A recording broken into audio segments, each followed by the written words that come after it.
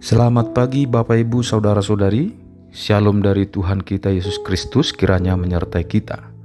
Hari ini Sabtu 16 November 2024, kita bertemu kembali dalam program Renungan Harian 4M Sinode GKO.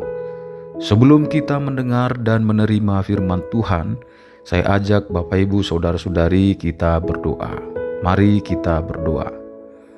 Tuhan Allah kami yang berkuasa di langit dan di bumi, Allah Bapa, Putra, dan Roh Kudus. Ya Bapa, kami berterima kasih atas kemurahan-Mu menyelamatkan kami melalui Yesus Kristus, dan Engkau berikan Roh-Mu ke dalam hidup kami untuk memelihara kami dalam kebenaran-Mu. Terima kasih atas hidup baru yang Engkau karuniakan bagi kami dan kesehatan yang kami alami sampai saat ini. Ya Bapa, kami datang ke hadirat-Mu bersyukur dan mau mendengarkan sabda-Mu. Bukalah pikiran dan hati kami untuk menerima dan memahami kehendak-Mu melalui Alkitab yang kami akan baca. Berikan pada kami sikap hati yang bersedia diajar dan dibentuk Tuhan. Dalam nama Yesus Kristus kami memohon. Amin. Saudara-saudara, adapun bacaan Alkitab yang mau kita renungkan terambil dari kitab 1 Raja-Raja 17 ayat 15 sampai 16. Demikian bunyi firman Tuhan. 1 Raja-Raja 17 ayat 15 sampai 16. Lalu pergilah perempuan itu dan berbuat seperti yang dikatakan Elia. Maka perempuan itu dan dia serta anak perempuan itu mendapat makan beberapa waktu lamanya. Tepung dalam tempayan itu tidak habis, dan minyak dalam buli-buli itu tidak berkurang, seperti firman Tuhan yang diucapkannya dengan perantaraan Elia. Demikian firman Tuhan. Dari bacaan ini diberikan tema, yaitu Tuhan melakukan mujizat. Tuhan melakukan mujizat. Kita menerima firman Tuhan ini dengan sikap hati yang bersedia diajar dan dibentuk Tuhan. Untuk mendalami bacaan ini dan akan kita renungkan, ada 3 pertanyaan penting, yaitu 1. Apakah janda itu melakukan apa yang diminta Elia? Jawabnya ya, janda itu melakukan seperti yang dikatakan Elia. Mengapa ia melakukannya? Tentu bukan karena terpaksa, tetapi Tuhan bekerja di hati janda itu sehingga janda itu percaya pada perkataan Elia. Yang kedua, apa yang terjadi setelah dia melakukan perintah Elia? Jawabnya, mujizat Tuhan terjadi. Tepung dalam tempayan tidak habis, dan minyak dalam buli-buli tidak berkurang sampai Tuhan memberi hujan ke atas bumi saat itu. Mengapa Tuhan menyatakan mujizat itu? Jawabnya, agar Elia tahu bahwa di Sidon Tuhan berkuasa, dan Tuhan bukan hanya berkuasa di Israel, dan Tuhan bukan hanya untuk orang Israel. Yang ketiga, apa makna firman Tuhan ini bagi kita? Maknanya demikian.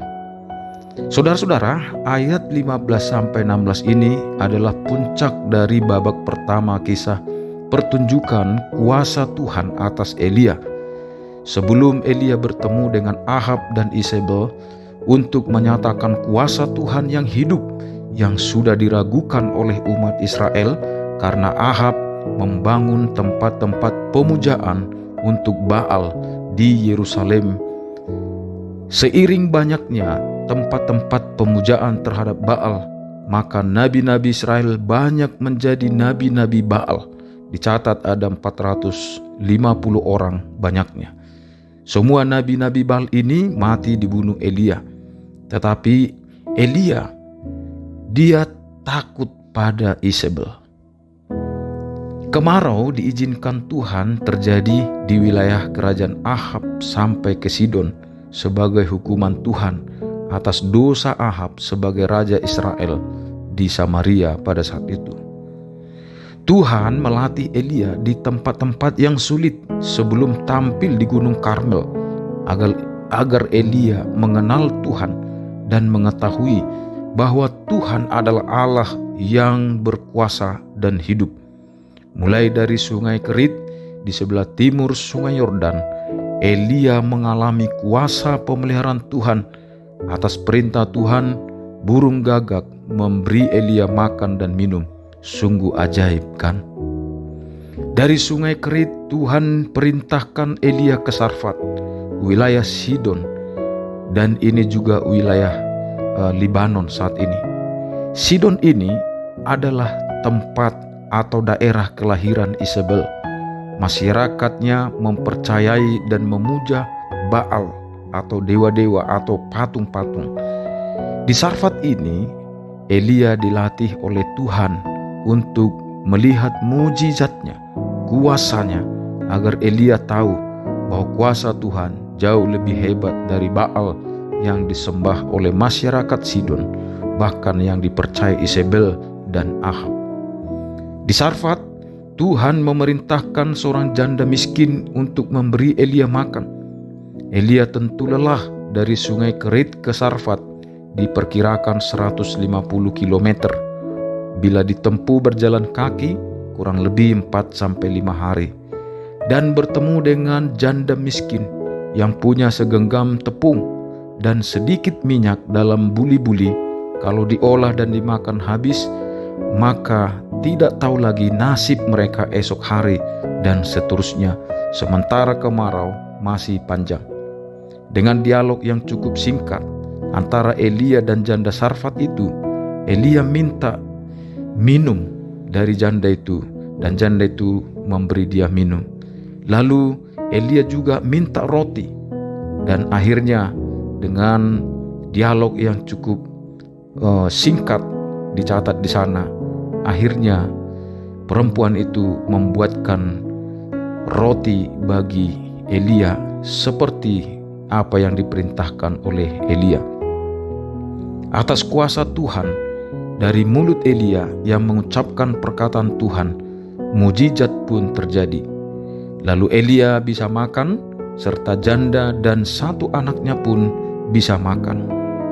Hebatnya, tepung dan minyak dalam buli-buli tidak berkurang atau tidak habis. Akhirnya mereka bisa makan setiap hari sampai kemarau hilang. Sungguh ajaib, kan? Tuhan itu Allah yang kuasa dan hidup. Berbahagialah orang yang bersandar dan berharap serta taat pada Tuhan.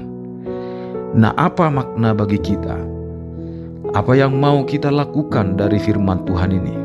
Yang pertama, Sungai Kerit dan Wadi Sarfat yang dilewati Elia adalah wilayah krisis, dan janda Sarfat ini pun mengalami krisis. Ingat, pelajaran penting bahwa wilayah krisis adalah menjadi wilayah mujizat. Maka milikilah iman mempercayai Tuhan yang hidup dan ketaatan untuk melakukan perintah Tuhan. Nantikanlah Tuhan di wilayah krisis itu, sebab Ia berkuasa membuatnya menjadi wilayah mujizat. 2. Dari kisah janda ini, kalau di luar dan selama ini kita mendengar diberkati untuk menjadi berkat, dari kisah janda ini beda. Dari kisah ini memberkati dulu baru mengalami berkat. Barang siapa memberkati pekerjaan Tuhan, selama orang itu di dalam iman dan ketaatan, pada saat yang sama akan mengalami berkat. Yang ketiga, karya Allah kita melalui Yesus Kristus melampaui batas-batas Israel, bahkan tembok-tembok gereja, dan menjangkau bangsa-bangsa non-Yahudi atau non-Kristen. Yesus Kristus adalah Tuhan Allah yang lebih besar dari Baal atau kuasa dunia ini. Kita juga diutus untuk menjadi sarana Tuhan menyatakan kuasanya atas mereka yang belum mengenal Tuhan Yesus. Bagikanlah kepada keluarga, rekan kerja, sekolah, tetangga, anggota jemaat, komsel, agar ketika kita beriman kita juga harus bertindak, dan kita dapat melihat dan mengalami mujizat Tuhan bukan hanya untuk kita, tetapi untuk orang lain juga. Mari kita berdoa. Ya Tuhan Allah kami, Engkau telah menyampaikan kehendak-Mu pada kami.